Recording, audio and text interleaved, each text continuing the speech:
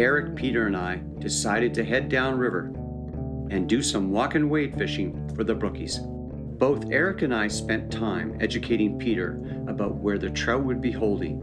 We had him cast a likely structure such as fallen trees, boulders, and overhanging cedar bushes. A white zonker or similar streamer is the ideal searching pattern, especially since there were no apparent hatches happening. Set the hook. There you go. Beautiful. Wow. Nicely done.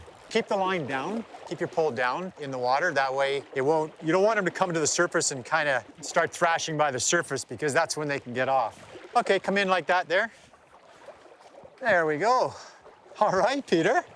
Beautiful Look at color. that. Look at the colors on that purples fish. and pinks and Jeez. oranges. That is really, Wow.